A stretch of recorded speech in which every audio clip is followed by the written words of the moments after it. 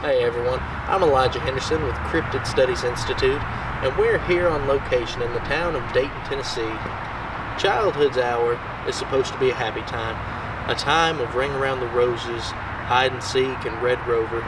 It is a time of innocent wonder, of playing in the creeks, running around barefoot, and mud pies. A time of butterflies, playing under summer skies, a time of light. But sometimes, however, something dark will creep in and try to steal away the light and destroy the blissful innocence of youth. And that is just what happened somewhere down the street when something of a dark and malevolent nature came calling this day. Friends, there's a poem that was beautifully penned in the 1850s by Elizabeth Akers Allen. It is called Rock Me to Sleep, and the opening line reads, "Backward, turn backwards, O time in your flight, make me a child again just for tonight." How amazing it would be to spin the great wheel of time in reverse and travel back across the years to a much simpler time, to a time before large amounts of iron and brick and steel and noise sullied the landscape. My father grew up here in Ray County, Tennessee, in a small town called Dayton, and he tells me that things here have changed so much since he was a young man that I wouldn't even be able to fathom it if I tried. He describes a place that was breathtakingly beautiful, but he also tells me that this area was as mysterious as it was beautiful. He doesn't often tell people about his childhood, but occasionally he will pull aside the curtain and tell us a little something. However, over the years, he has opened up and told us a few things about Ray County and its lush history of mysterious and supernatural events.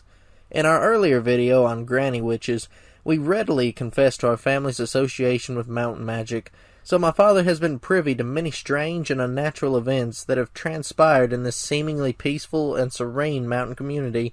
In fact, many of the things that he has seen, heard, and been exposed to have led him to avoid and denounce a large amount of things that could be considered to be of a supernatural nature, and throw his lot in with Christianity. Like I said earlier, he doesn't tell us everything about his childhood, but on rare occasions when he's feeling nostalgic, there is one experience that he wanders back to, because unto this very day he still cannot explain what matter of rare quandary it was that he encountered. I will relay the experience in his own words. He writes, "When I was 3 or 4 years old, my parents for whatever reason parted ways and permanently separated, and my sister and I lived with my mama from that point forward, and she no longer desired to live near the military base where my father was stationed, so I literally, in the span of a single afternoon, went from living in a bustling city with both parents to living in a small mountain town with a single mother. Even in my very young mind, I could see that the small town that we were now occupying was like stepping backwards in time 50 years or more. Ray County didn't even get a McDonald's until around 1984 or 85. The town looked picturesque, but it was still somewhat primitive. In fact, I remember being taken as a child to one of the old granny women or witches to cure me of some throat ailment that I was suffering from. It was a much simpler time back then. Shortly after moving back to Ray County, my mama got a job and worked a goodly amount of time just to try and seek out a living for us. But absent money and child care, she had to rely on the good graces of my Aunt Myrtle to look after my sister and I while she worked, and it seemed like we were there for days at a time. And let me tell you, Myrtle's place was a virtual cornucopia of poor, dirty, ratty-looking kids like myself, whose parents were either working or who had almost abdicated entirely their kids into Myrtle's care, and Myrtle welcomed them all. She turned no one away, and she did her absolute best she could to keep an eye on us and keep us all safe. One of Myrtle's biggest concerns was that one of us would get on a snake, or that a panther, as she called them, would run off with one of us. And there were other animals in the forest that gave her pause, and would have her looking after us extra hard. This animal would scream and holler and make strange noises. Myrtle didn't know what it was called, but it spooked her, and she and the other adults gave their own name to it. They called it a bob-wowster. They would tell us kids, "Don't yuns go into the woods today, there's a bob-wowster out there." None of us young'uns knew what that was, but we sure didn't want to have any dealings with it. Now that I'm grown and have gotten into cryptid research, I know full well that those screams of the bob-wowster were made by a Sasquatch. But that is not what we're talking about today, so I'll get to the point.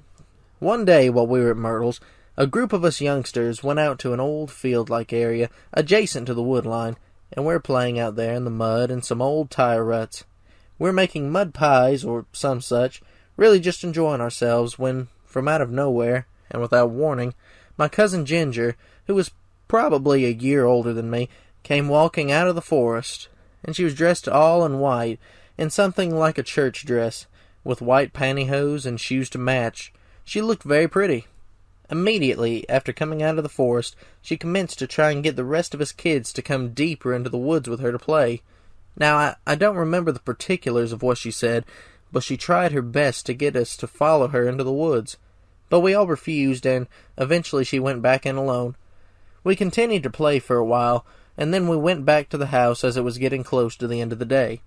When we arrived back at Myrtle's, we saw one of the cars coming down the dirt road, where a group of the adults had been in town all day. And who else besides the adults do you think crawled out of the car? It was Ginger, and she had been gone and was in town all day. There was no way we could have seen her in the field, and yet she was there and tried to lure us into the forest.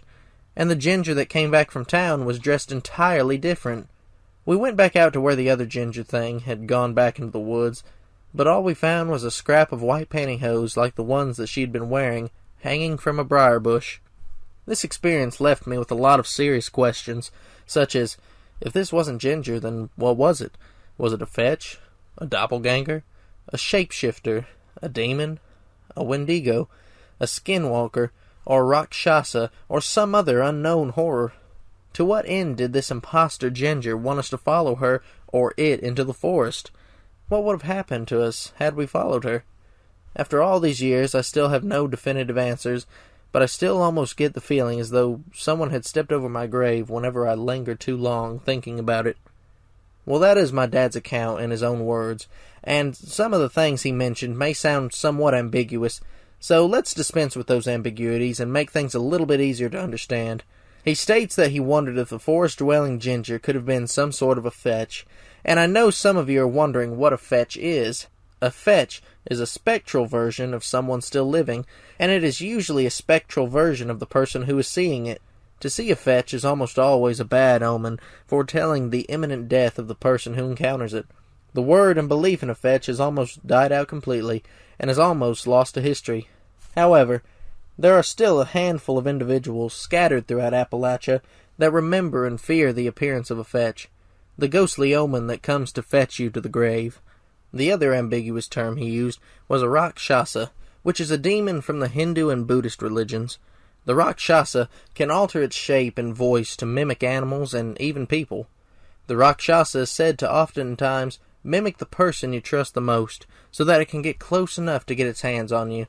These demonic entities are said to be terrifyingly hideous and man-eaters to boot. I'm not going to elaborate on doppelgangers, Wendigos, skinwalkers, or shapeshifters, as most know what those are. However, the supernatural things we do try to stay away from because we're not sure where they fit in with our belief system. We tend to let God deal with these things. If I'm being honest, though, we do tend to wonder if those entities, like the Ginger thing, are the reason that so many people disappear every year, like a lot of the cases on Missing 411. Thousands of people vanish every year, many in forests and national parks. But who can say? Friends, I will leave you with this bit of advice. Should you be in a dark alley, an abandoned building or house, or out in the forest, and you think that you see your favorite teacher, your best girl, or even old Aunt Ethel, and they seem to somehow be out of place, for heaven's sake, don't get close to them, and whatever you do, don't follow them off into the dark. Until next time.